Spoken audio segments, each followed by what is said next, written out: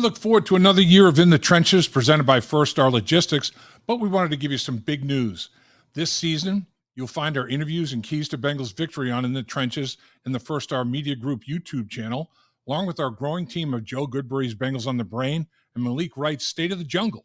Also, the great folks at First Star Logistics have big plans this season with special giveaways each week the Bengals play. So be sure to visit both channels and our social media pages to stay updated on all giveaways and the latest news on the Bengals. So be sure to subscribe to the First Star Media Group YouTube channel, as after this season, it'll become the channel that will host all our content. You're in the Trenches with Dave Lapham, presented by First Star Logistics. Be sure every week the Bengals play to take part in the great, big, gigantic First Star Logistics giveaway for the Steelers game. First Star Logistics is giving away a Bengals-themed PS5. Many great prizes remaining in this season. Dave Lapham was on the call for this game. Bengals fall to 5-6 on the season, 16-10 losers to the dreaded Pittsburgh Steelers. Painful. It's I don't know how much you can say. Pittsburgh Steelers over 400 yards of offense. Yeah, for the first time in they had gone 58 games, not accumulating 400 yards, longest streak in the Super Bowl era since the 1970 season. Well, that's over. They got 400 yards in the 59th game. So they ended up with 421 yards to the Bengals, 222. They had 68 snaps to the Bengals, 41. That's called a butt kicking in terms of taking control of things at the line of scrimmage. As a result, they had the ball for over 37 minutes to the Bengals, just under 23 minutes. The Steelers have only been possessing the ball for 27 minutes a game coming in, which is 30th in the NFL. They got their running game going for 153 yards on 33 rushes. Bengals had 25 yards on 11 rushes. Steelers ran the ball 22 more times than the Cincinnati Bengals did. As a result of that, the Pittsburgh Steelers dominated on third down.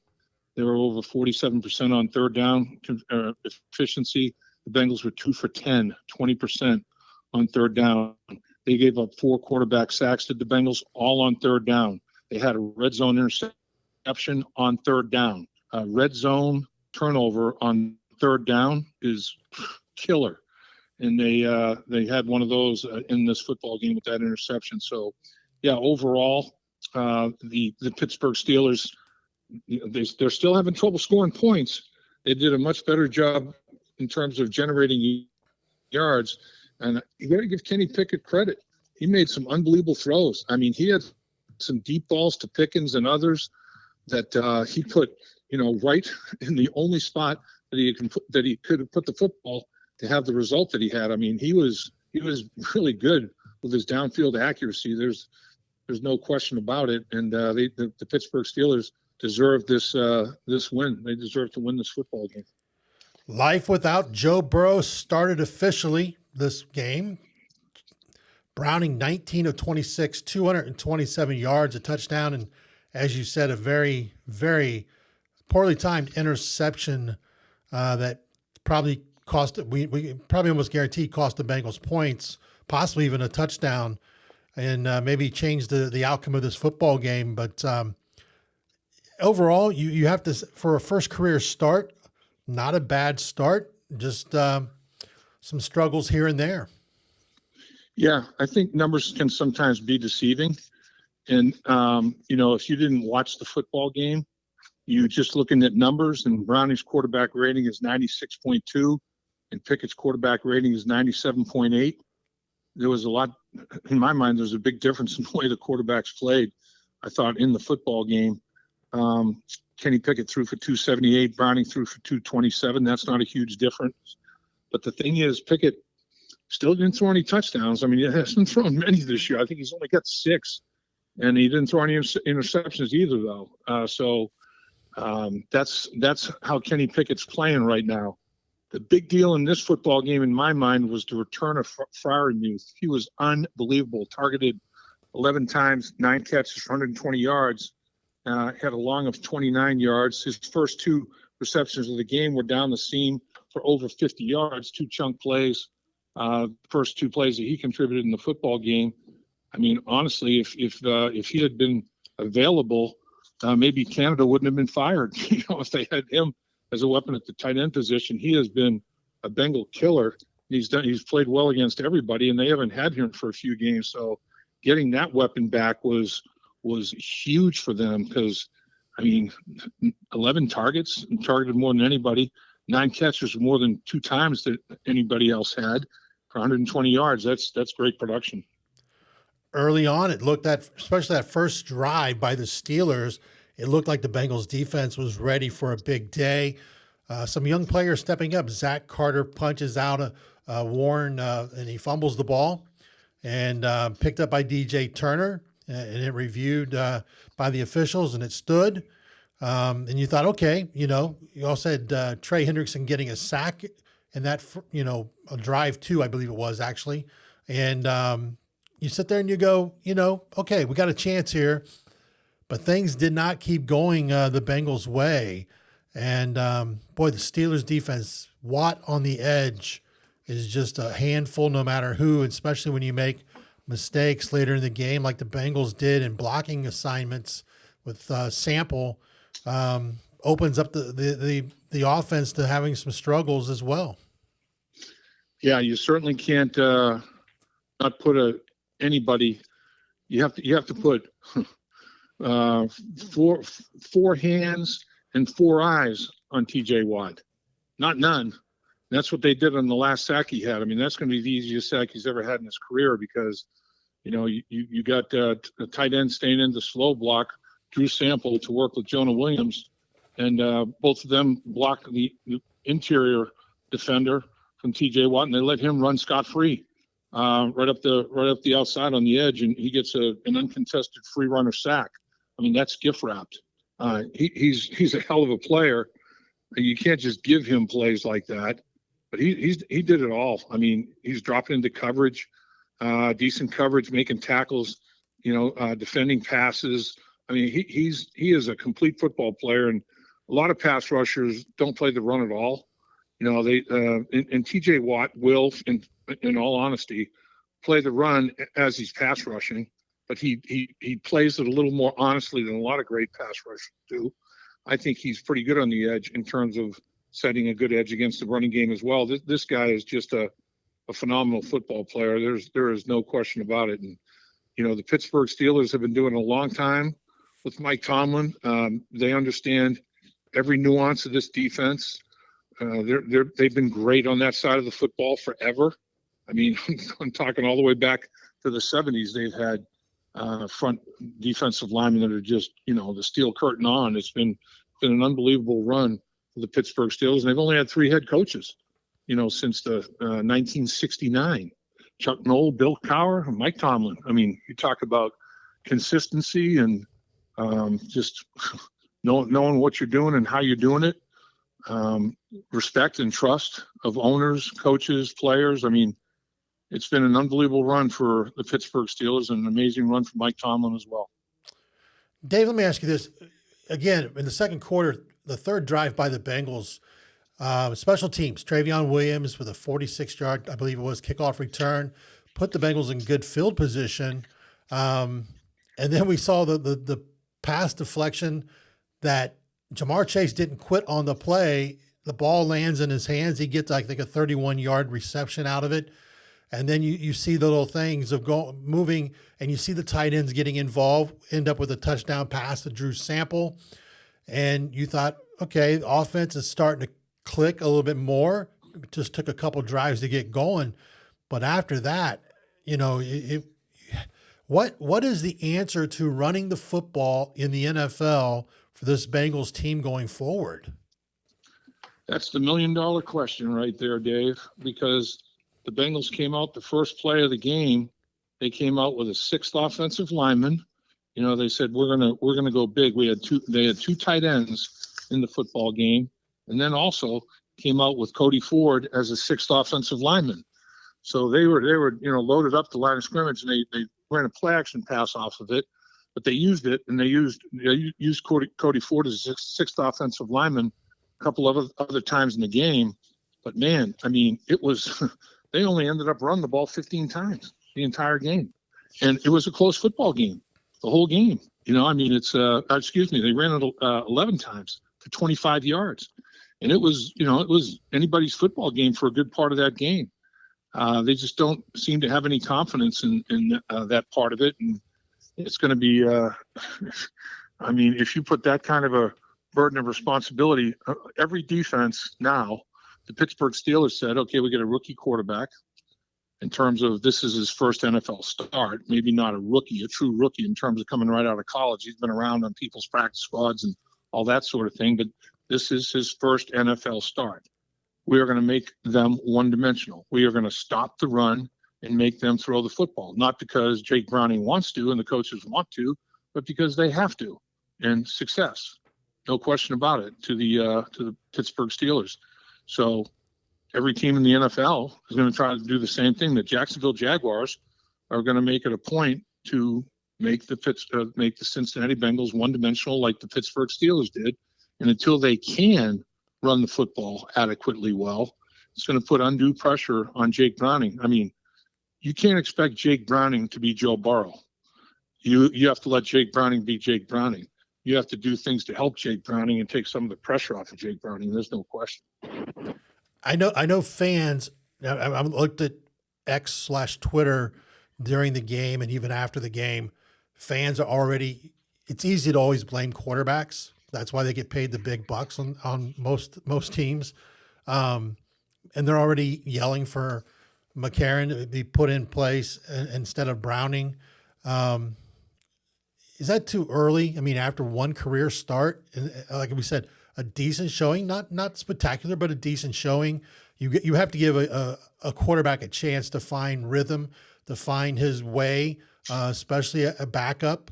I think I heard on the telecast they talked about, it's kind of like, if there's a fire, you got to break the glass to get the extinguisher out, and that's kind of what the backup quarterback role is all about. When does this team, or for the fans' sake, when they're sitting there talking about, hey, we need to jump to a different quarterback, that just creates more of an issue, doesn't it? Well, A.J. McCarron will be the first one to tell you he doesn't know the offense yet. So that's the problem that you're facing. And can he do what Dobbs has done and win games for two different teams in the National Football League? That's just an incredibly unbelievable story. And when you hear how players are being communicated into him by the Minnesota Vikings, I mean, it's truly amazing. So they feel like Jake Browning has earned this opportunity, and he knows the offense cold. He understands every nuance of the offense, and you have to take into account too. This is the Pittsburgh Steelers. This is a defensive football team that came into the game 7th in the NFL in points allowed. They didn't just shut the Bengals down. They're allowing 19.5 points a game to everybody that they've played so far this year. I mean, this is a damn good football team on the defensive side of it. So you have to factor in who you're playing against as well. And in playing against a Mike Tomlin, a Hall of Fame coach that is a defensive-oriented guy. And, I mean, he basically it has to go through Mike Tomlin before it goes to the field in terms of what they're going to do defensively.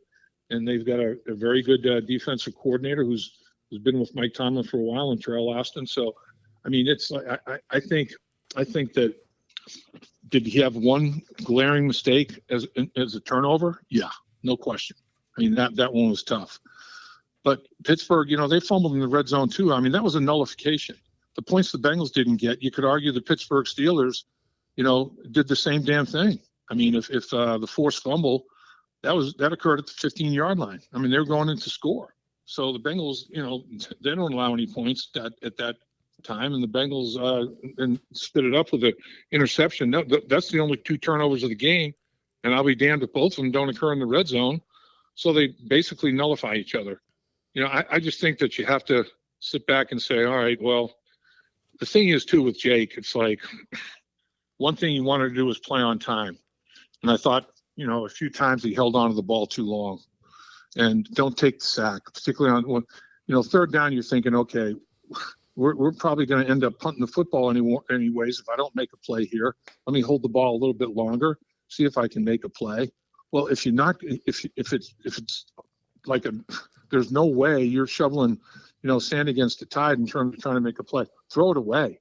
Don't add to the hidden yards. Don't take a sack and add another, 8 or 10 yards to the hidden yards thing that you have to overcome as a punt team, and then,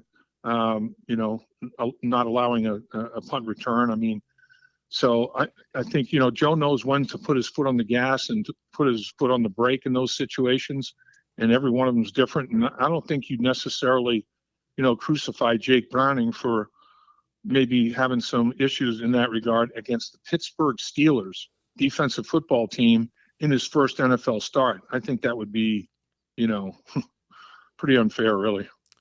You're in the trenches with Dave Lapham, presented by First Star Logistics. Again, a reminder, take part in the great giveaway all season long when the Bengals play by First Star Logistics. Some great prizes have already gone out. Dave and I get to see him when we're in the studio each week down at the First Star Logistics. And I'm telling you, stay tuned because there's going to be some more great prizes going out the doors in the coming weeks. Dave, we've had Frank Pollock on In the Trenches several times over the last few years.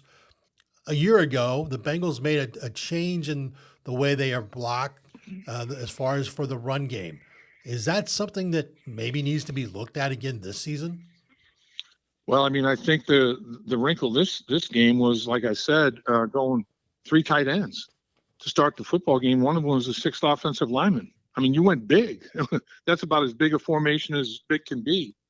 So, I mean, they're trying to come up with some solutions, and I thought that was going to be maybe once I saw that, I'm like, boy, because I said in the pregame, I said, man, if you can go, 2 tights and maybe even 3 tights, and every once in a while make it another offensive lineman and hammer those edge guys, hammer T.J. Watt and hammer Highsmith in the running game and kind of beat them up and wear them down a little bit, I think that would have an impact. And I think they were thinking along those lines, but and then it didn't materialize for whatever reason. So, I mean, I think they're going to continue to try to come up with things and not just stay status quo with something that isn't working. That phase of their offense is not. I mean, they're at the bottom of the barrel in terms of the running game on a league-wide basis. And the sad thing is, Joe Mixon coming into this game in 10 career games, he averaged 15 carries for 75 yards a game against the Pittsburgh Steelers, averaging 5 yards a carry, and rushed for 3 touchdowns. And I thought, maybe Joe will have another. He has his career best 160 plus yards rushing against Pittsburgh. I thought, maybe it's time for Joe Mixon. Well, it certainly wasn't. Like I said, he ended up with 16 yards on the game. He needed 17 to hit 6,000 yards. That was going to be a big milestone we were going to talk about. 8 carries, 16 yards, a long run of 4 yards. The longest run of the day was a Jake Browning scramble of 6 yards. I mean, that's not a running game. I don't know what I'd call it, but maybe it's not even a walking game. I don't know what it is. Dave, a position that I feel gets overlooked, the fullback position. We don't see as much in the NFL anymore. You don't see as much in football anymore.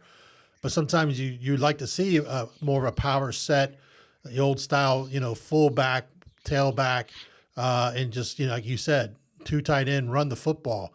Boy, any chance down the road that Zach Taylor, Brian Callahan look to reintroduce a fullback into this system?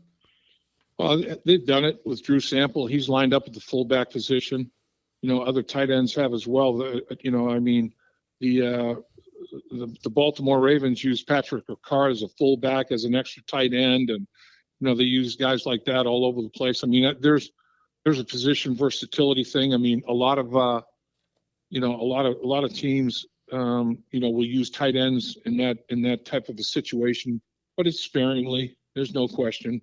I mean, the league has evolved from that. But you know what?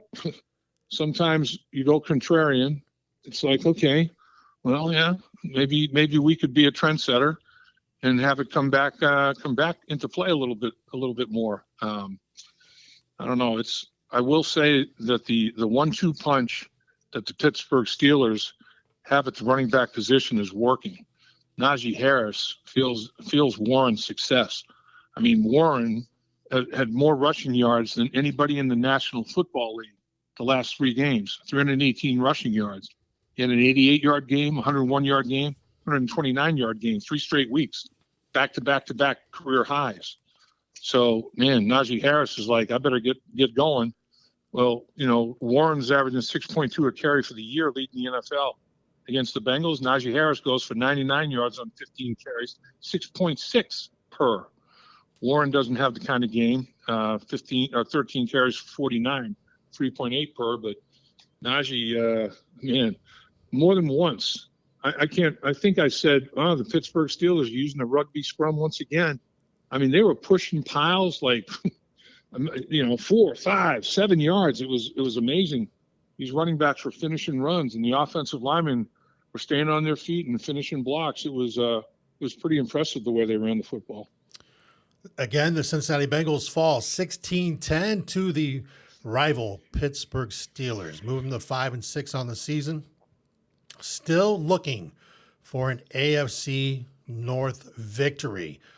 Jacksonville 1-6 in the division in the conference. In AFC, 0-4 in the division, 1-6 in the conference. Ooh. Painful, man. That's just the theme of the whole day. Painful. The Bengals will head to Jacksonville for a Monday night game on Monday, December 4th, 8:15 kickoff. Jacksonville 24-21 win over the Texans. I think that's 2 games in a row. I think they beat the Titans the previous game. Not an easy task going down to Jacksonville to take on Trevor Lawrence. Trevor Lawrence and Etienne, man, that running back is an all-purpose, do-it-all guy, and their defense is playing really good football as well. You're right. That's a good football team, and they've won 2 division games in a row, and they've got playoff aspirations. They have division championship aspirations. They got all kinds of aspirations. So, they think they're a candidate to win the AFC and go to the Super Bowl. It's not going to be an easy task. There's no question about that. And Trevor Lawrence is if he is on his game, he's as good as you're going to find. I mean, he is a specimen. He does have a tendency to be a little bit inconsistent. And is he due to have a bad game? And will the Bengals make that be the case? Only time will tell. But man, if he's on, and ATN is supporting him with what he does running the football and catching the ball out of the backfield for him, and they'll move him all around the formation and throw him the football as well. I mean, he is the ultimate Swiss Army knife. That's a damn good football team and a very sound and solid defensive football team as well. The Bengals definitely have their work cut out for them. Late in the game, Logan Wilson it looked like his ankle got kind of bent over on a play. Any early word on Logan Wilson? Yeah, I saw him after the game in the locker room here, and I said, "Man, you got that thing rolled up on, huh? It kind of caught underneath your body." And he said, "Yeah." He said, "It's early to tell, too early to tell what he's looking at yet. I'm sure he's going to get treatment on it, and he'll probably, ice and compression and all that sort of thing." The big thing is when he wakes up tomorrow morning, how much swelling is there, how much stiffness is there. Usually in injuries like that, I've had that kind of scenario where it's like, what's it going to be like the morning after? And that's usually when it's at its worst. So I'm sure he'll be able to have a much better indication of how severe the thing is when he wakes up tomorrow morning. Bengals did play this game without a couple guys. Any future thoughts on as far as Cam Taylor-Britt, the T. Higgins being out, getting guys back? Yeah, you'd hope with a long week. You got Monday Night Football, extra days, long week that, at least one, maybe both of them make the dance. Cam Taylor-Britt still got, he had a lot of swelling, a lot of blood in that thigh, in a thigh contusion, like a real bad Charlie horse. I mean, a lot of blood in there that either has to reabsorb or it has to be taken out by needle, which I've experienced. It would not absorb. And the doctor said if you keep it in there too long, it'll calcify on the bone. So I'm like, all right, and take it out. And they stick that big old needle in there and suck that blood out of there. And it's not a pleasant experience. Believe me, I've had like 60 cc's taken out of my thigh one time. And hopefully he doesn't have to go through that. But see who knows what he's looking at this week. And then T. Higgins, the hamstring injury. Jefferson, his teammate, the Minnesota Vikings, he's missed 6 weeks now with a hamstring. And we know how they are. I mean, they can go, anywhere from 2 weeks to month and a half, 2 months, depending on the location. If it's up by your closer to your buttocks as opposed to your knee, it's worse. Closer to your knee, the better off you are, even if it's a severe pull. And if in the belly, if it's a mild pull, you're better off. So it depends on the location and the severity of the pull. And don't know what's going on with T. Higgins, but it'd be nice to have him back, that's for sure. You can watch In the Trenches with Dave Lapham on In the Trenches with Dave Lapham's YouTube channel, also on the First Star Media Group YouTube channel, and you can listen wherever you get your podcast from. Dave, I'll let you have your final thoughts on this game and what we should expect in the following week as far as this team getting ready for Jacksonville. Yeah, I mean, it's obviously a bitterly disappointing game for this football team. They wanted to get this first division victory under their belt and put themselves in better position in the conference as well, getting that second conference win, but it didn't happen. You can't fold your tent, though. I mean, here come the Jacksonville Jaguars. That's life in the National Football League.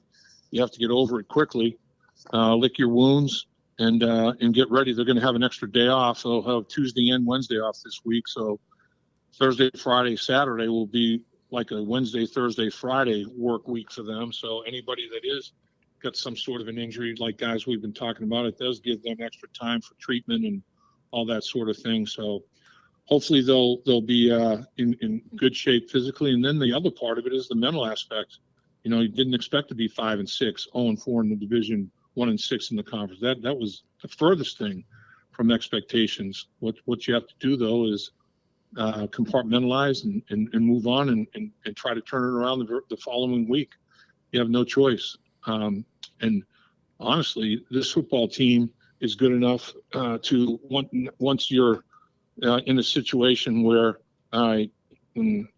the hourglass is the sand is passing through the hourglass. We don't have many more opportunities. Now you become a spoiler. I'm telling you, down the stretch, the teams that they're playing down the stretch, they're going to have to beat the Bengals to get in the playoffs. That might be a little bit of a task. I mean, that's what you have to hang your hat on. You have to go out and compete your butt off every single play. You're a professional. You're being paid to do it. You get personal pride. Go out and lay it on the line and try to win your battle every single week and let the chips fall as they may. That's the bottom line. That's what you have to do. You really no alternative, no choice. Dave, as always, we appreciate your time after a busy day. We also want to thank First Star Logistics for all the things they do for us in bringing you In the Trenches with Dave Lapham. And again, a final reminder, take part in the great giveaways by First Star Logistics. Each week, the Cincinnati Bengals play this season. The PS5 is for the Steelers game, and I'm interested to see what the next few weeks are going to bring in prizes because they have been great so far all season long. For Dave Lapham, this was Dave Burke, and enjoy the rest of your weekend, and we hope to see you in the trenches with Dave Lapham. Dave Lapham here, and every day I am grateful for my experience to have played professional football. As a player, I realized self-motivation, leadership, and appreciating your teammates are key. At First Star Logistics, you can use those same attributes to create the life you want for you and your family. Build your future by working hard like I did. You'll see results both on and off the field. Call First Star Logistics today and be part of our winning team. Opportunity knocking.